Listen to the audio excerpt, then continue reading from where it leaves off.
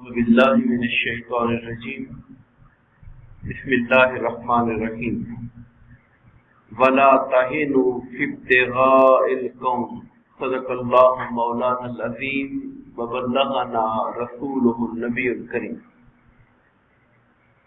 محترم مکرم قابل احترام سامعین احتشام، اللہ تبارک و تعالی کے فضل و کرم اور اس کے حبیب کریم حضور نبی اکرم صلی اللہ علیہ وآلہ وسلم کے نالین پاک کے تصدق سے سورہ النساء کی آیت نمبر 104 سے لے کر 106 تک کے حوالے سے انشاءاللہ گفتگو کریں گے۔ اللہ پاک نے فرمایا وَلَا تَهِنُوا فِي ابْتِغَاءِ الْقَوْمِ، اور کافر قوم کا پیچھا کرنے میں تم سستی نہ کرو۔ جب کسی قوم کے ساتھ حالت جنگ میں ہوتے ہیں تو سستی کرنے کا مطلب اپنی تباہی لانا ہوتا ہے، کیونکہ دشمن آپ کے ساتھ رعایت نہیں کرے گا۔ تو مسلمانوں کو جہاد پر برانگیختہ کیا جا رہا ہے، ابھارا جا رہا ہے کہ دشمن کا پیچھا کرنے میں سستی نہ کرو۔ ان تکونوا تعلمون فانہم یعلمون کما تعلمون، اگر تمہیں تکلیف پہنچتی ہے، ظاہر ہے جب بندہ جنگ میں جائے گا تو جنگ میں شریک ہونے والا بندہ یہ تو ممکن نہیں ہے کہ اسے تکلیف نہ پہنچے۔ کئی کو شہادت کا جام پینا پڑتا ہے، کئی زخمی ہو جاتے ہیں، کئی کو کئی طرح کے مصائب اور پریشانیوں سے گزرنا پڑتا ہے۔ جنگ نام ہی پریشانی اور مصیبتوں کا ہے۔ تو کہا تمہیں جو تکلیف اور درد یا زخم پہنچتے ہیں، اگر تمہیں پہنچتے ہیں تو جس طرح تمہیں پہنچے ہیں اس طرح تمہاری مقابل قوم کو بھی تو پہنچتے ہیں نا، تمہارے مخالفوں کو۔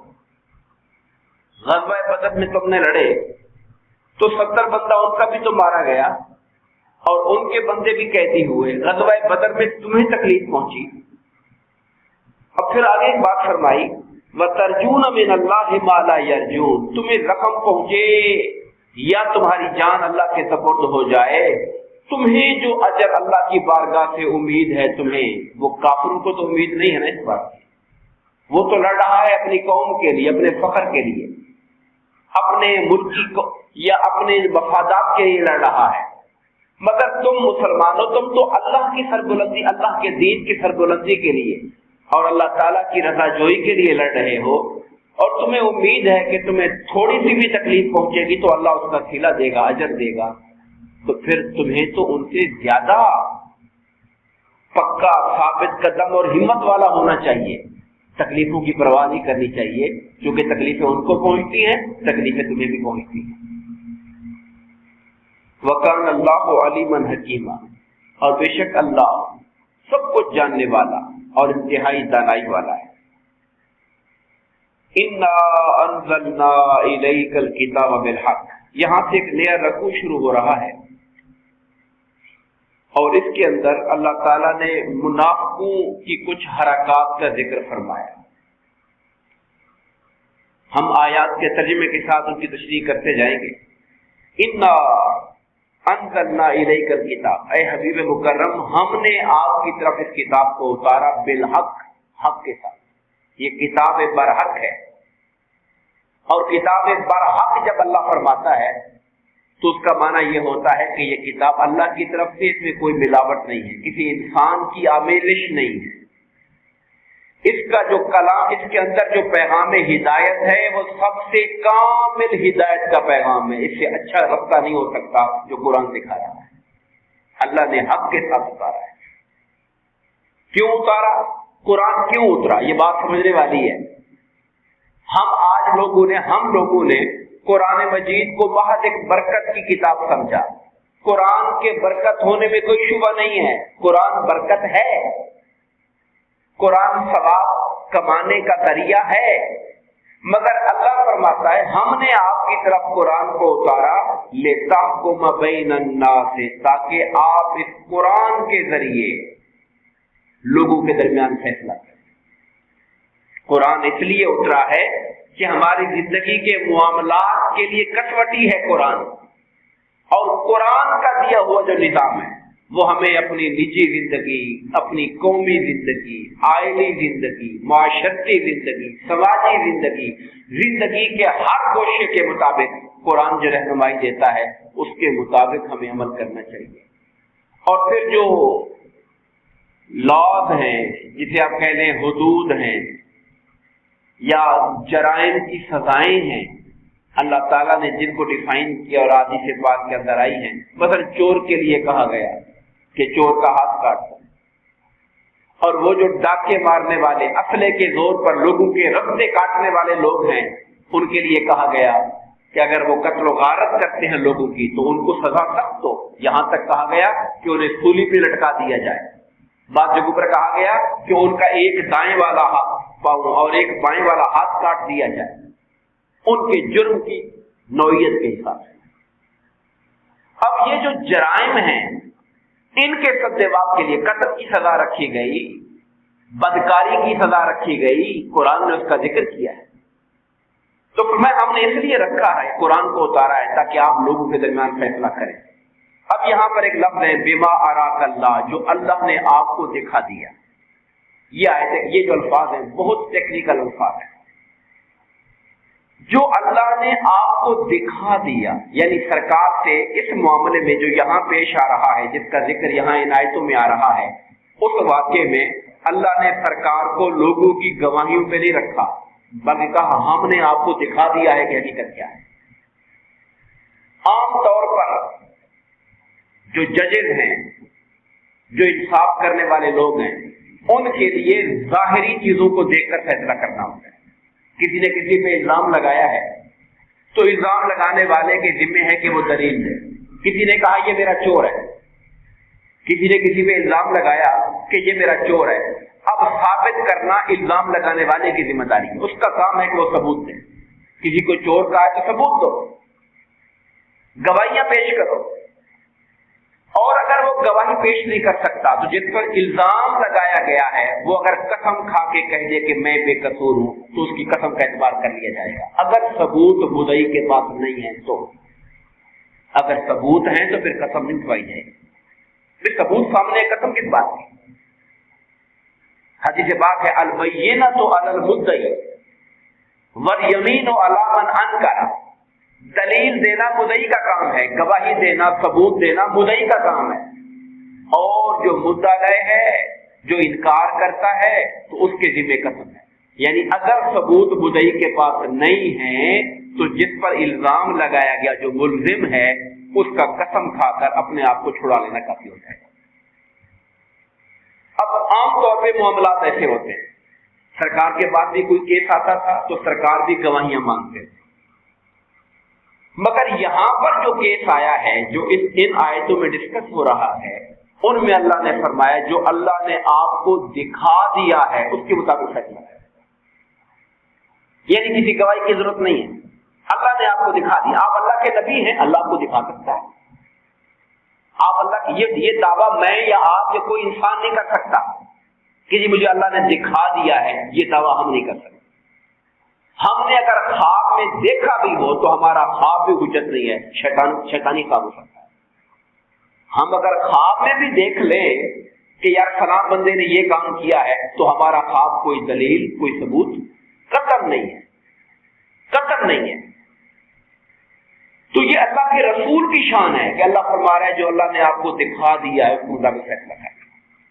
وَلَا تَكُن لِّلْخَائِنِينَ خَصِيمًا، بڑے سخت الفاظ ہیں۔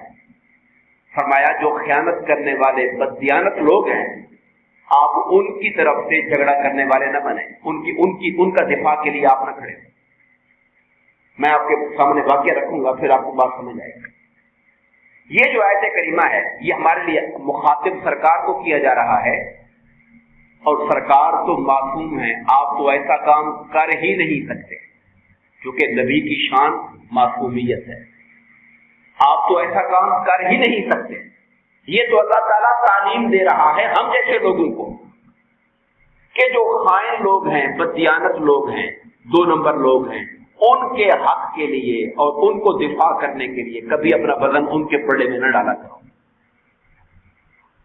واستغفر اللہ، اللہ سے معافی مانگ، ان اللہ کان غفور رحیما، بے شک اللہ تعالیٰ بہت بخشنے والا نہایت مہربان ہے۔ یعنی انسان کتنا بڑا بھی جرم اور غلطی کر بیٹھے، رب کے در پہ جا کے سچے دل سے توبہ کرے تو رب کریم اسے معاف فرما دیتا ہے۔ واقعہ کیا ہوا وہ سمجھیے، میں خلاصہ عرض کرتا ہوں جو حدیثیں میں نے دیکھی ہیں اس پر، اس کی سمری اور خلاصہ۔ مدینہ منورہ میں کسی شخص کے پاس گودام میں آٹے کی بوری اور کچھ ہتھیار اسلحہ رکھا ہوا ہے۔ تو مختلف نام آئے، کسی نے کہا بشیر نام کا بندہ تھا، کسی نے کہا عبیرک نام کا بندہ تھا، روایات میں مختلف نام آئے۔ بندے نے دیوار توڑ کر وہاں سے بوری بھی اٹھا لی اور اسلحہ بھی اٹھا لی۔ گھر والوں کو جب پتہ لگا کہ ہماری چوری ہوئی ہے تو ان کو شک پڑا اسی بندے پر جو جس نے چوری کی، مگر وہ منافق تھا۔ اس نے جو اپنا ٹولہ بنایا ہوا تھا، انہوں نے سرکار کے پاس پہنچ کر کہنا شروع کر دیا، دیکھیں جی فلانے گھر والے بغیر ثبوت کے ہمارے پر الزام لگا رہے ہیں، ہم مسلمان ہیں، کلمہ پڑھنے والے لوگ ہیں، ہمیں بدنام کر رہے ہیں، ہمارا معاشرے میں وقار خراب کر رہے ہیں، ثبوت ہے کوئی نہیں، الزام ہم پہ لگا رہے ہیں وہ لوگ۔ تو ایک بندہ آیا، دوسرا آیا، تیسرا آیا۔ جب بندے مسلسل آنا شروع ہو جائیں تو انسان کے دماغ پہ اثر تو پڑتا ہے کہ یار 6 بندے اس کے حق میں آئے ہیں، کہہ رہے یار الزام لگایا جا رہا ہے، تو انسان کا ذہن تھوڑا سا اس کی تائید میں جاتا ہے، حمایت میں جاتا ہے۔ سرکار کے ذہن میں بھی ایسا خیال آیا کہ شاید الزام غلط لگایا جا رہا ہے، تو سرکار کا ارادہ تھا کہ آپ الزام لگانے والی جو پارٹی ہے اس پہ تھوڑا سا ان کو کہیں کہ بھئی آپ لوگ بغیر ثبوت کے بات نہ کرو اس کے خلاف۔ اب اللہ تعالیٰ فرماتا ہے ہم نے آپ کو دکھا دیا ہے کہ واقعتاً جس پر الزام ہے وہی اصل میں چور ہے، تو اب آپ وہ جو الزام لگانے والے لوگ ہیں ان کے خلاف وہ جو ملزم ہے اس کے دفاع میں جملہ نہ بولیے گا کوئی، کیونکہ اللہ نے دکھا دیا آپ کو حقیقت کیا ہے۔ یعنی جو کام ممکن ہے کہ لوگوں کے بار بار کہنے سے آپ کہہ دیتے، کہا نہیں تھا ابھی تک، ممکن ہے کہ آپ کہہ دیتے کہ بھائی نہ کرو بھائی، یہ بندہ ٹھیک ہے، مجھے فلانا آیا ہے، فلانا آیا ہے، اس کی حمایت کر رہا ہے، کہہ رہا ہے یہ بندہ صاف ہے، تو تم اس پہ الزام نہ لگاؤ۔ تو یہ حضور کا یہ کہنا ملزم کی سپورٹ کرنا تھا، مجرم کی سپورٹ کرنا تھا۔ تو اللہ پاک نے یہ نوبت آنے سے پہلے ہی روک دیا، اے حبیب مکرم آپ بدیانت آدمی کے حق میں دفاع کرنے والے اور اس کی خاطر بحث کرنے والے نہ ہیں۔ اور یہ ارادہ جو ہے، اب میں نے یاد کیا کہ یہ ہمارے لیے سبق ہے، اور میں اس آیت کریمہ کو ایک اور پوائنٹ آف ویو سے دیکھتا ہوں۔ ہمارے ہاں جو وکالت ہوتی ہے، اور ویسے تو کوئی بھی شعبہ ہے، خواہ وہ پولیس کا شعبہ ہے، خواہ وکالت کا شعبہ ہے، خواہ علاقے کے معززین اور جو سیاسی لوگ ہوتے ہیں وہ کسی کے کورٹ میں چلے جاتے ہیں کہ یہ بندہ ہم اس کی قسم دیتے ہیں، ہم اس کی صفائی دینے آئے بیٹھے ہیں، تو اگر انسان کو پتہ ہو کہ یہ مجرم ہے اور ملزم ہے، صرف اس لیے کہ ہماری پارٹی کا بندہ ہے، ہماری برادری کا بندہ ہے، ہمارے تعلق کا بندہ ہے، اس کو بچانا ہے، اگر ہم ایسا کریں گے تو ہم قرآن کی اس آیت کا مصداق بنیں گے کہ ہم بددیانت کے ساتھ کھڑے ہو رہے ہیں اور اس کے حق میں دفاع کر رہے ہیں اس کا۔ اللہ نے اس بات سے اپنے حبیب کریم کو منع کیا اور قیامت تک کے لیے پوری امت مسلمہ کو منع کیا۔ ہمارے ہاں آپ دیکھتے ہوں گے بدقسمتی سے معاشرے کے اندر یہ تعلیمات، نماز روزے کے مسئلے مسائل تو ہم بڑی چھیڑتے رہتے ہیں، وضو طہارت مسائل کی باتیں ہوتی رہتی ہیں، مگر یہ جو مغز ہے دین کا کہ حق کے ساتھ کھڑے ہو، انصاف کے ساتھ کھڑے ہو، سچائی کے ساتھ کھڑے ہو، بھلے وہ سچائی آپ کے مخالف کے پاس کیوں نہیں ہے۔ آپ کا بھائی ناحق ہے، مخالف سچا ہے، تو یہاں جب حق کی بات آ جائے تو بھائی کو نہیں دیکھنا، وہاں سچائی اور حق کو دیکھنا ہے۔ اسلام یہ کریکٹر اور یہ کردار دیکھنا چاہتا ہے جو آپ کو بڑے بڑے داڑھی والوں کے پاس میں نظر نہیں آئے گا، پگڑی والوں کے پاس میں نظر نہیں آئے گا، بڑے بڑے معتزین والے پھریں گے، مگر یہاں آ کر ڈنڈی مارنا شروع کر دیں۔ یہ ہمیں اپنے اندر جھانکنے کی ضرورت ہے کہ ہمارا کردار کیا ہے اور دین ہمیں کس بات کی تعلیم دے رہا ہے۔ یہ واقعہ اور اس پر بہت سی گفتگو آگے چل رہی ہے، اس پہ انشاءاللہ ہم کل کے درس میں گفتگو کریں گے۔ اللہ تعالیٰ ہم سب کو تعلیمات قرآن کو پڑھنے، سمجھنے اور عمل کی توفیق عطا فرمائے، آمین۔ وما علینا الا البلاغ۔